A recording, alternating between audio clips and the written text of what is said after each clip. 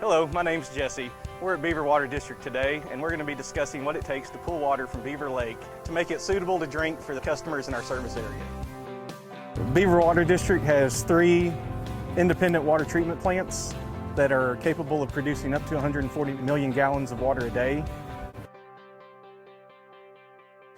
We're going to start off at the raw water split flow box, and this is where the water is pumped to from the lake, where the raw water pumps deliver it about 2.5 miles to this unit.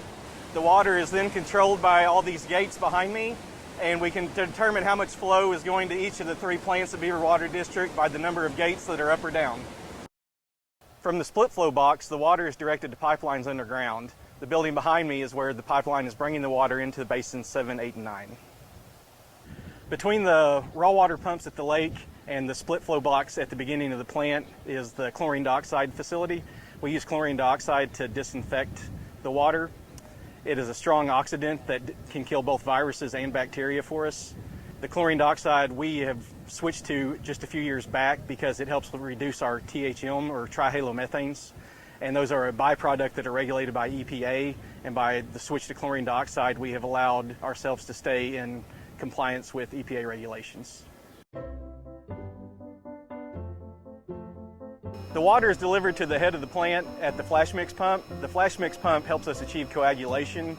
At this point, we are injecting alum, aluminum sulfate, and ferrous sulfate into the water as a coagulant. We want to make sure we're getting adequate flow into the flash mix, and we want to make sure that we're getting enough volume to create the even dispersion of small chemicals into a large volume of water. After the flash mix and coagulation process, the water is directed to the flocculation basin. The flocculation is a slow mixing, whereas the coagulation is rapid mixing. And the slow mixing allows the dirt particles to clump together and begin to form larger particles of what we call flock.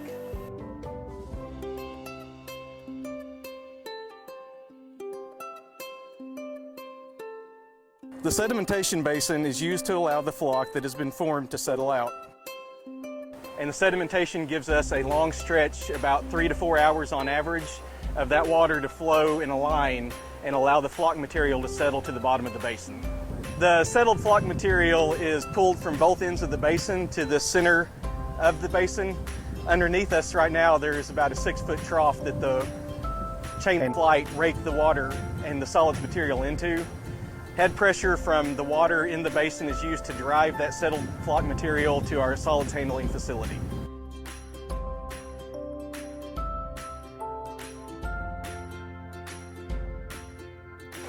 Once water reaches the end of the sedimentation basin, it flows over a weir into a new pipeline that is then directing the water to the lime box.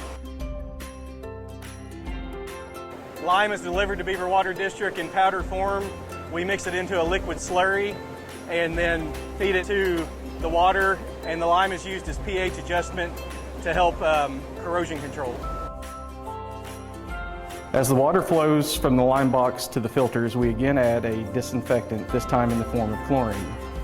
This, along with source water protection, the chlorine dioxide disinfection, the sedimentation process, and filters are part of what is called the multi-barrier approach.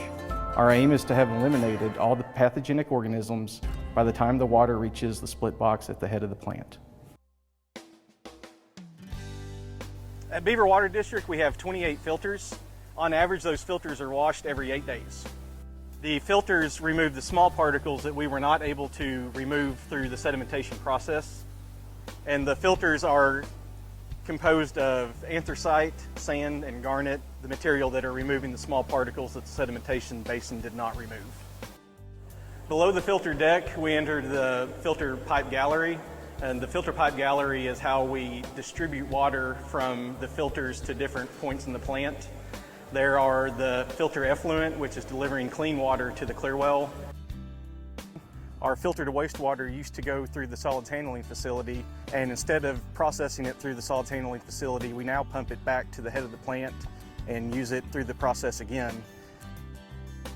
And then on the ceiling, you can see the large pipeline is our filter backwash, and that pipeline is delivering clean water from the clear well back to the bottom of the filter to do the backwashing cycle. A lot of times in the summer, the raw water coming in is at 2 or 3 NTU, which is fairly clean. But in the spring and the wet season, the rainy season, many times we get turbidity events that are up to 300 or 400 NTUs, and that is harder to clean and is more expensive to take care of that, but that's what we do best. Behind me is the fluoride building. The water after filtration is piped to this facility where fluoride is added. Fluoride helps aid in tooth health and prevention of tooth decay. It is mandated in the state of Arkansas by an act of the General Assembly. After filtration, the water from the 3 plants is gathered into one common area called the clear well. The clear well is 20 feet deep and holds 12 million gallons of stored water for us. From the clear well, we can pump to the 4 customer cities for Beaver Water District, which are Fayetteville, Springdale, Rogers, and Bentonville. So the high service pumps vary in size from 300 horsepower to 1,000 horsepower, and they also deliver different amounts of water, anywhere from about 3,600 gallons a minute to 10,700 gallons per minute.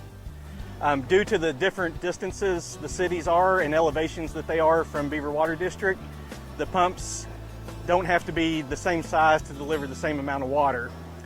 Springdale's largest pump actually has less horsepower to get the same amount of water to Springdale as the larger horsepower pump does to Fayetteville. The generators at Beaver Water District serve 2 purposes.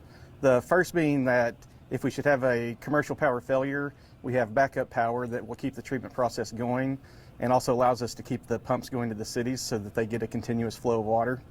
At Beaver Water District, we have 5 generators, each capable of producing 2 megawatts for a total of 10 megawatts of power. The second purpose for our generators is to help us during the summer months with load shedding, and when we shave our electrical demand during those summer months and we get off commercial power, then we save on our electric bill, and it allows us to pass those savings along to our customers. The water treatment process produces 2 waste streams, the first being the basin blowdown. So when we blow a basin down to get rid of that settled material, it is delivered to this split box, and from this box we can direct it to our 2 thickeners. And the thickeners use polymer and then gravity to make the settled material even thicker and more usable in our centrifuge machines. The other waste stream that is produced here at Beaver Water District is the process of backwashing our filters. When we backwash the filters, that dirty water has to go somewhere. Behind me is the filter to waste recovery basin. Our filter to wastewater used to go through the solids handling facility, but we recently built this basin and it's used to capture water that, as you can see, is relatively clean and safe. And instead of processing it through the solids handling facility, we now pump it back to the head of the plant and use it through the process again. And it saves us in pumping cost and also reduces the volume of water that we are sending back to Beaver Lake every day. People that are in the water industry are hard workers who take pride in what they do, and a lot of what they do goes unnoticed and without a lot of appreciation, but they dig in every day and get the job done.